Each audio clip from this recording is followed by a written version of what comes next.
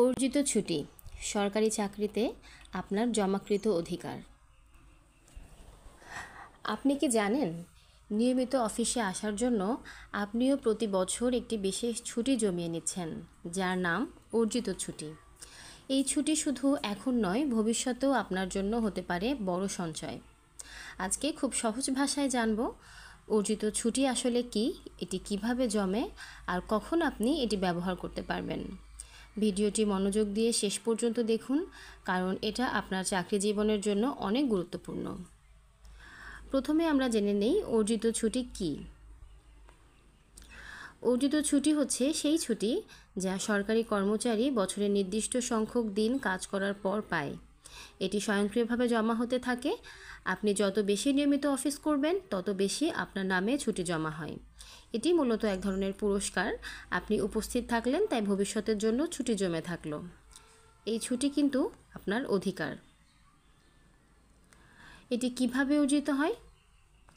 প্রতি বছর আপনি যদি নিয়মিত উপস্থিত থাকেন, তাহলে প্রতি 11 দিন কাজের জন্য একদিন অর্জিত ছুটি জমা হয়, অর্থাৎ বছরে 30 দিনের মতো ছুটি জমা হতে পারে। সর্বোচ্চ কতদিন জমা রাখা যায়? অর্জিত ছুটি সর্বোচ্চ 360 দিন পর্যন্ত জমা রাখা যায়। এর বেশি হলে তা নষ্ট হয়ে যেতে পারে। আমরা যেগুলো বলছি এগুলো আসলে ছুটি বিধিমালা 2022-এর 11 নম্বর বিধিতে আছে। মানে আপনি এই ছুটি ভবিষ্যতের জন্য সঞ্চয় করে রাখতে পারেন, চাইলে ছুটিতে ব্যবহার করতে পারেন কিছু, আবার অবসরে যাওয়ার সময় এটিকে নগদায়নও করা যায়। এটি কবে ব্যবহার করবেন?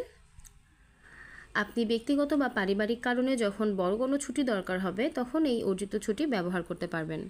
তবে আগেই অনুমতি নিতে হবে। আর সবচেয়ে ভালো দিক হচ্ছে, অবসরের সময় এই জমা ছুটিগুলো টাকা হিসেবেও পাওয়ার সুযোগ রয়েছে।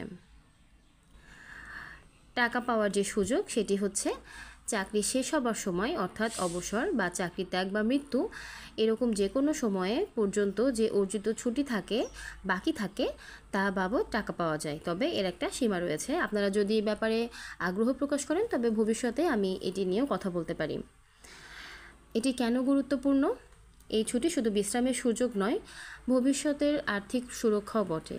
তাই নিয়ম মেনে ব্যবহার ও সংরক্ষণ করা জরুরি। অর্জিত ছুটি শুধু ছুটিই নয়, বরং এটা আপনার চাকরি জীবনের একটা সঞ্চয়। সময় মতো জানলে আপনি এর সর্বোচ্চ ব্যবহার করতে পারবেন। তাই নিজে জানুন, সহকর্মীকেও জানান। এই ছিল আজকের আলোচনায় অর্জিত ছুটি নিয়ে বিস্তারিত তথ্য। ভিডিওটি যদি ভালো লেগে থাকে, উপকারে আসে, তাহলে একটি লাইক দিন। কমেন্টে জানান আপনি অর্জিত ছুটি সম্পর্কে আগে জানতেন কিনা। আর এই ধরনের সরকারি তথ্যভিত্তিক ভিডিও এবং এরকম আরও সরকারি নিয়মকানুন সহজভাবে জানতে অবশ্যই সাবস্ক্রাইব করুন আমাদের চ্যানেলটি অফিসিয়াল ইনফো অ্যান্ড ইন্সপায়ার। দেখা হবে পরের ভিডিওতে। ধন্যবাদ, ভালো থাকবেন।